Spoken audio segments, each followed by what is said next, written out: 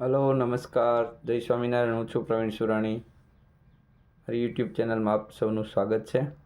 આજે આપણે જોવા જઈ રહ્યા છીએ ધોરણ 10 બોર્ડ 2025માં સંસ્કૃતનું પેપર જે લેવાયેલું હતું તેનું સોલ્યુશન.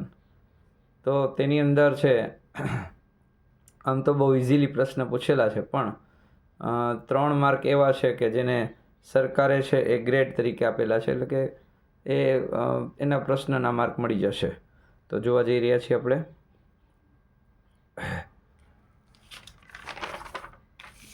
વિભાગ એની અંદર પ્રશ્ન પૂછેલો છે, નીચે આપેલા ગદ્ય ખંડનો ગુજરાતી અનુવાદ કરો. તો તેની અંદર આપણે જોઈએ છીએ કે તેમાં પૂછેલું છે એ કન્યા, ગુણવંતી કન્યામાંથી પહેલો ફકરો છે, અને બીજો છે એ 9મા પાઠમાંથી છે કે જેમાં ગુસ્સા ઉપર કંટ્રોલ કરવાનું છે તે છે. હવે વાત કરીએ MCQની અંદર. તો પહેલું છે હેમચંદ્રાચાર્ય રચિતમ સાહિત્યમ ખાલી જગ્યા વર્તતે, કે હેમચંદ્રાચાર્યે જે સાહિત્ય રચ્યું છે તેમાં કેટલા શ્લોક હતા. તો એનો જવાબ છે, તમારે એમાં ટીક કરેલો છે, બી જવાબ આવશે. તેનો જવાબ સાચો છે લક્ષ શ્લોકમ પરિમિતમ, 1 લાખ શ્લોકનું તેની અંદર જોવા મળે છે. બીજો પ્રશ્ન છે જલપ્રવાહે ગુરુ શિષ્યમ કિમ દર્શયતી. જલપ્રવાહની અંદર ગુરુ શિષ્યને શું બતાવે છે. તો આપને બધાને ખબર છે કે લાકડાનો ટુકડો બતાવેલો હતો, તો તેને સંસ્કૃતમાં આપણે કહીશું કાષ્ઠખંડ. ત્રીજો ઓપ્શન છે ભોજનાંતે કન્યાએ કશ્ય વ્યવસ્થા કૃતા. ભોજનના અંતે કન્યાએ શેની વ્યવસ્થા કરેલી હતી. તો આપણે બધાને ખબર છે કે ભોજનના અંતે કન્યાએ છે તાંબુલસી એટલે કે પાન બીડાની વ્યવસ્થા કરેલી હતી, તે જોવા મળે છે. બરાબર. આગળ પ્રશ્ન ક્રમાંક 6ની અંદર આપણે પૂછવામાં સમુદ્ર સુધી જવામાં કાષ્ઠખંડને કયા કયા વિઘ્ન આવી શકે છે. તો તે અમને આસાનીથી એનો જવાબ આપણે નવનીતમાંથી જોઈ શકશું. બરાબર છે. બીજો છે સરોવરને જોઈને માછીમારો શું વિચાર કર્યો. તો આપણે બધાને ખબર છે કે બીજા પાઠમાંથી છે યદ ભવિષ્ય વિનશ્યતિ, તેની અંદર છે તે ત્યાં મળશે. આધુનિક યુદ્ધ અને મહાભારત યુદ્ધકાલીન વચ્ચેનો તફાવત. તો અદ્ભુત યુદ્ધ છે એ નહીં, પણ જે અર્જુનવાળો પાઠ છે તેમાંથી લેવામાં આવ્યો છે. આ પ્રશ્નપત્ર સાથે સાથે ગુજરાતી મીડિયમ છે, સાથે સાથે અંગ્રેજી મીડિયમમાં પણ લાગુ જ પડે છે, એટલા માટે અંગ્રેજીમાં પણ પ્રશ્ન આપેલા છે જો. બરાબર છે. પછી 9મો પ્રશ્ન છે જે આપણે બાળકોને વારંવાર કીધેલું કે ભાઈ તમે જે શોર્ટનોટ પાકી કરો છો, તો એમાં પહેલાં વાર્તાનો જ આખું શીર્ષક પૂછી દીધું છે યદ ભવિષ્ય વિનશ્યતિ. બીજું કે ગુજરાત બોર્ડે આ વખતે છે પ્રિન્ટ મિસ્ટેક બહુ કરેલી છે, એટલા માટે ક્યાંક ને ક્યાંક એમને પણ ગ્રેડ આપવા પડ્યા છે. સાથે સાથે પ્રિન્ટ મિસ્ટેક ઘણી બધી જોવા મળી છે, પણ બાળકોએ છે બહુ સમજી વિચારીને લખ્યું હશે એવી આશા રાખીએ. 10મો પ્રશ્ન ગુણવંતી કન્યાનું આયોજન છે, જે શરૂઆતથી લઈને છેલ્લે સુધી જે કરે છે તે સુધીનું લખેલું છે. બરાબર. એના વિશે ચર્ચા કરવાની છે. 11મો પ્રશ્ન છે આપને પૂછવામાં આવ્યો છે એ વીતદાસ છે, પણ તમે પેપરમાં જોઈ શકો છો તેમાં પિત્તદાસ લખેલું છે, જે ખરેખર કોમ્પ્યુટરની એક મિસ્ટેક છે, જેના કારણે આપને વની જગ્યાએ પ દેખાય છે. જે આપણો પાઠ છે વીતદાસ અને કૂટનાથવાળો છે. બરાબર છે. તેમાંથી પ્રશ્નો આપણે ગોતીને લખવાના છે. નેક્સ્ટ આપણે જોઈએ છે પાર્ટ બીની અંદર. તો પાર્ટ બીની અંદર છે એમાં પાઠશાલાનું છે, ત્રીજા કાવ્યનું છે પૂછવામાં આવ્યું છે કે પાઠશાલાની મિત્રો સાથે જવું જોઈએ, તેની સાથે પાઠો ભણવા જોઈએ, તેમજ પુત્રના હિતમાં રચેલો બચેલો પિતા છે તેને કહે છે કે દુર્જનનો સંગ છોડી દેવો જોઈએ અને ભગવાનનું નામ સ્મરણ કરવું જોઈએ, સારા માણસોની સાથે સંગત કેળવવી જોઈએ, એવું એનું ભાષાંતર થશે. આગળ 14મો પ્રશ્ન આપ્યો છે, તેની અંદર પૂછવામાં આવ્યું છે કે જાયા કીદૃશમ વાચમ વજતું. જાયા છે એ કેવી રીતે, જાયા મતલબ પત્નીએ કેવી રીતના વર્તન કરવું જોઈએ. તો પત્ની હંમેશા શાંતિપૂર્ણક વર્તન કરવું જોઈએ. તો આપણો બીજો ઓપ્શનમાં બીજો જવાબ આવશે શાંતિ વચમ, અને શાંતિવામાં આવશે. પ્રશ્ન 15મો છે, જેની અંદર મોટી ભૂલ એ થઈ છે કે પુરુષે કેન પરીક્ષતે. પુરુષનું જે ખરેખર પરીક્ષા શેની હોવી જોઈએ.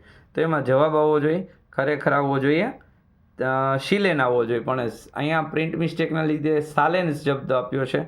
તો ક્યાંક ને ક્યાંક સાલેન પણ આવી શકે અને ધનેન પણ આવી શકે. પુરુષની પરીક્ષા બે રીતે થાય, ધનથી થાય પણ અને શીલથી પણ થાય, ચરિત્રથી થાય.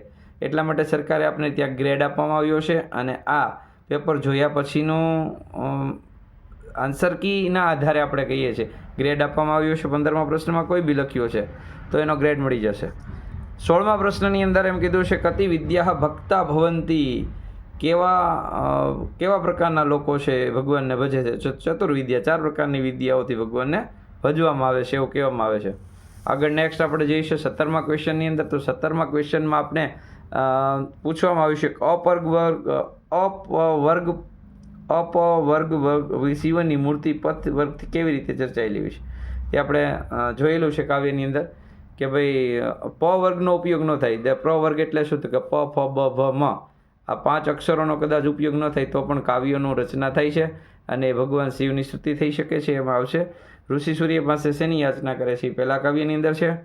ભક્ત પોતાના કયા સ્વજનોને છોડીને ભવાની પાસે પોતાની એકમાત્ર ગતિ કરે છે કે ભાઈ શું મારી પાસે નથી, બધું છે પણ ભગવાનની માતાજીની ભક્તિ નથી, એટલું જ કહેવા માંગે છે. આગળ સુવર્ણની પરીક્ષા કઈ રીતે થાય છે? સુવર્ણની પરીક્ષા 4 રીતે થાય છે, બરાબર છે.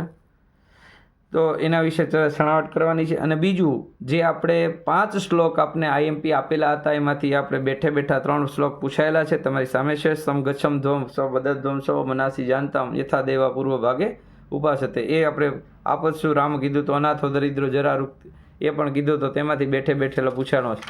એટલે આપણે જે 5 શ્લોક બાળકોને જે કહેવામાં આવ્યા હતા તેમાંથી બેઠેલા 3 પ્રશ્ન શ્લોક પૂછાણા છે. એટલે એક સરસ છે. વિભાગ C ની અંદર આપણે જઈએ તો ત્યાં પણ સાંડિલ્યનો છે. એ મેં કીધું હતું જ્યારે પાઠ ચાલતો હતો ત્યારે કે ભાઈ મોસ્ટ આઈએમપી પાઠ છે. અને મોસ્ટ આઈએમપી એટલા માટે કે વારંવાર આ ઘણી વખત આ રિટર્ન પૂછા રાખે છે. એટલે સુનીત પુનીતનો પાઠ હોય અથવા તો સાંડિલ્યનો પાઠ હોય એમાંથી ચોક્કસથી બોર્ડની અંદર એ લોકો ભાષાંતર પૂછે જ છે. એની અંદર 26મા પ્રશ્નની અંદર જોડકું છે જેની અંદર આપણે જોવા જઈએ તો અસ્નાન વિમુચ્યતે ભવમ બાણ યોગ્ય, આવું કોણ બોલે છે? તો એ બોલે છે ઘટોત્કચ કે ખરેખર તું ભાઈ શબ્દને લાયક શબ્દોનું બંધ કરી દે અને બાણને યોગ્ય બને, એમ ઘટોત્કચ કહે છે. બીજું ચંદ્રગુપ્તસ્ય રાજ્ય અપરિગૃત છલા નામ, ચંદ્રગુપ્તના રાજ્યમાં કોણ છલ કરી શકે એવું ચાણક્ય કહે છે. એટલે એમાં ચાણક્ય આવશે જવાબ. 28મા ક્વેશ્ચનમાં એમ કહે છે ન તાવત પઠિષ્યામી, તો હું ભણીશ નહીં એવું શાંડિલ્ય કહે છે છેલ્લે. એટલે એમાં શાંડિલ્ય જવાબ આવશે. આગળ 29મા પ્રશ્નની અંદર કયા મનુષ્યનો પથ્થર સાથે સરખાવવામાં આવ્યા છે? 30મું ચાણક્ય ચંદનદાસને કઈ રીતે ભય બતાવે છે? શાંડિલ્યે કરેલું ઉદ્યાનનું એટલે કે બગીચાનું વર્ણન આપણે કહેવાનું છે. સાથે સાથે આપણે જોવા જઈએ છીએ તો કે ટૂંકનોની અંદર શ્રી કૃષ્ણનો અંતિમ સંદેશ જે છે એ ચંદનદાસની મિત્ર પ્રત્યેની વફાદારી જે છે, અમાત્ય રાક્ષસ પ્રત્યેની એનું વર્ણન કરવાનું છે. અને આપણું સૌથી પ્રિય પાત્ર છે ઘટોત્કચનું પાત્રાલય, તો વારંવાર પૂછાતું પાત્ર છે અને ઘણી વખત આ પ્રશ્ન રિપીટ થઈ ગયેલો છે અને ફરી પાછો થયો છે. 35મા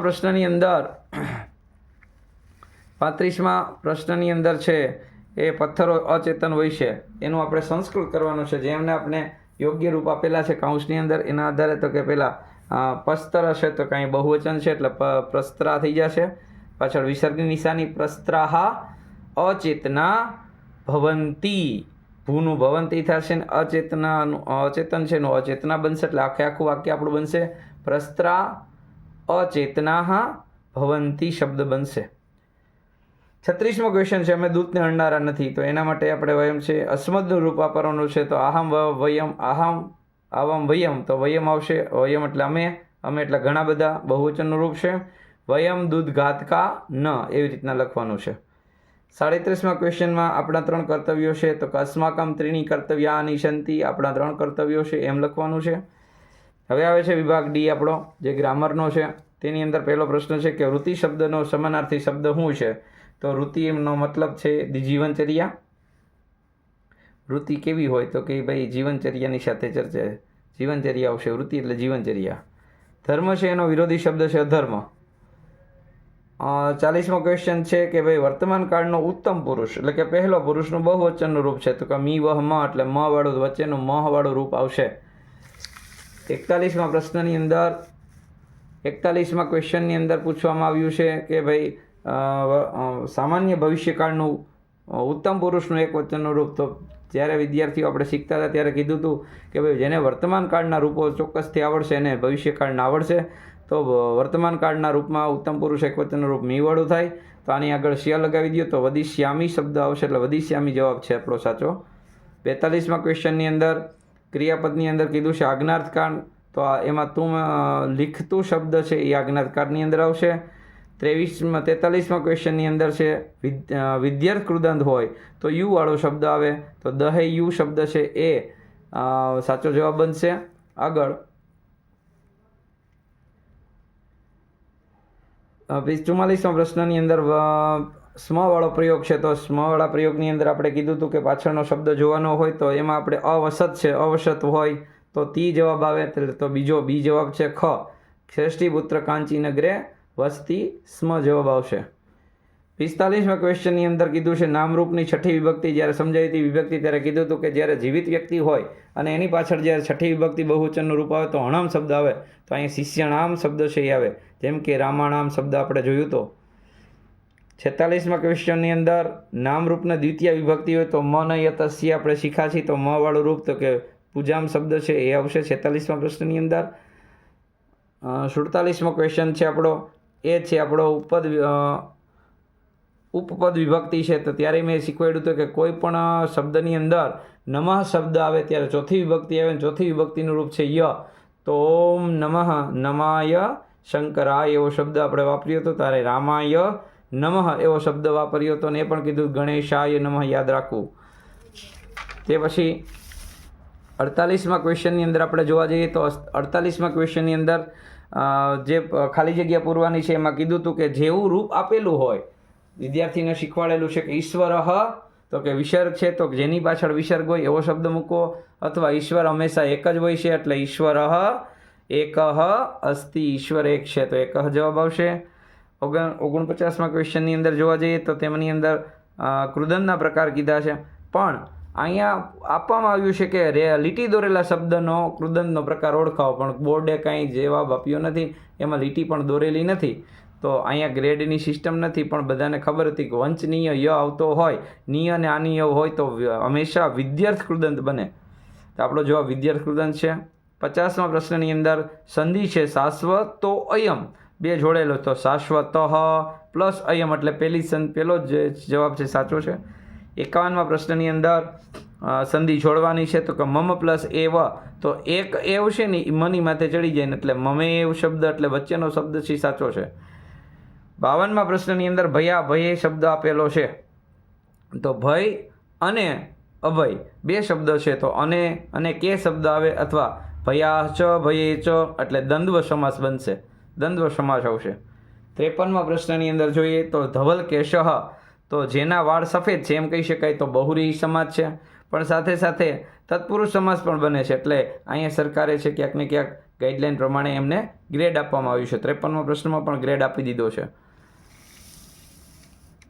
ઈ વિભાગની અંદર જોવા જઈએ તો તેની અંદર છે એ ગોઠવવાનું છે, તો ADCB એનો ક્રમ છે 1 4 3 2 એ પ્રમાણે એને ગોઠવવાના છે કથા વાર્તા પ્રમાણે, કેમ કે પહેલો છે વિક્રમસ્ય દ્વાદશ શતાબ્દમ સિદ્ધરાજ જયસિંહ માલવિજય, પહેલાં વિક્રમ રાજાએ છે એ 12મી સદીની અંદર માલવિજય પ્રાપ્ત કર્યો હતો. બીજું એને કર્યું હતું કે વિજયના અંતે તેને શું કર્યું હતું કે યશોવર્મા નામનું ધન છે એની સાથે સાથે પ્રાપ્ત કર્યું હતું. આમ એટલે ADCB જવાબ આવશે. 55મો પ્રશ્ન છે એ આપણો પૂછવામાં આવ્યો છે બીજામાંથી, એટલે કે આપણે અપઠિતમાંથી પૂછીએ છીએ, તો એની અંદર છે પહેલો પ્રશ્ન પૂછ્યો છે કીદૃશા જના વિશ્વ કલ્યાણમ કાર્ય કુર્વંતી, કેવા લોકો બીજાના માટે કલ્યાણ માટે કરવતા, તો પરોપકાર માટે જવાબ આવશે, એમાં પરોપકાર જવાબ આવશે. કહ દેવાનામ રક્ષાએ નિજે શરીરમ અગછત, કોને દેવો માટે પોતાનું શરીર આપી દીધું, તો દધીચી નામના ઋષિ હતી,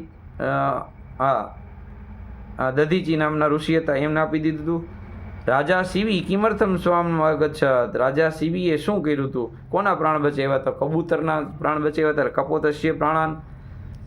ડી દાનશીલ કર્ણ કિમચ્છત, દાન કરવાવાળો કર્ણ છે એને શું આપી દીધું હતું, કે પોતાના કવચ અને કુંડળ આપી દીધા હતા, સ્વ કવચ કુંડલ શબ્દ છે એમાં આવશે. લાસ્ટમાં આપણે જોઈએ છેલ્લે તો એમાં 56મા પ્રશ્નની અંદર દંડી શબ્દ છે, દંડી કોના છે, તો 10 કુમાર ચરિતમ નામનો એમને ગ્રંથ લખેલો છે. ભાસ છે એને દૂત ઘટોષ્કમ નામનું લખેલું છે. કાલિદાસ છે એને માલવિકા અગ્નિમિત્રમ નામનું કાવ્ય લખેલું છે. હવે આવે છે 3 માર્ક રોકડાનું, જે છે લીટી દોરેલા શબ્દને આપણે વ્યવસ્થિત ગોઠવવાના છે અને ફરીથી પેરેગ્રાફ લખવાનો છે. તો આની અંદર એ લોકોએ બહુ મસ્ત અને સીધી રીતે આપ્યું છે, કાંઈ નથી. પેલું છે સિદ્ધાંતસ્ય. તો કોઈ સંસ્કૃતમાં ક્યારેય તીવ્ર અનુસ્વાર કોઈ શબ્દની માથે આવી શકે નહીં, એટલા માટે એના માટે ન અથવા મ અથવા જ અથવા અંગનો શબ્દ ઉપયોગ થઈ અનુસ્વાર બદલાવાનો છે. તો સિદ્ધાંતસ્ય, તો દા ન ને ત જોડેલો છે, સિદ્ધાંતસ્ય બનશે. પછી પૂર્વમ શબ્દ છે એ પૂર્વે છે, એની જગ્યાએ પૂર્વમ બનશે. પછી આગળ છે પતંજલિના, તો એમાં પણ માથે લીટો છે, મીંડું છે એ પતંજલિના બનશે અને કથયંતી શબ્દ બનશે. અને છેલ્લા 2 શ્લોકમાં સરસ મજાના અર્થ વિસ્તાર લખી અને આપણે અહીંયા પેપર આપણું પૂરું કરીએ છીએ. તો આપણે બધાને સરસ મજાને પેપર સમજાઈ ગયું છે, આશા રાખીએ છીએ. જો આપ આ ચેનલમાં નવા હોય તો લાઈક કરી, સબસ્ક્રાઈબ કરી અને ચેનલને શેર કરજો. જય સ્વામિનારાયણ.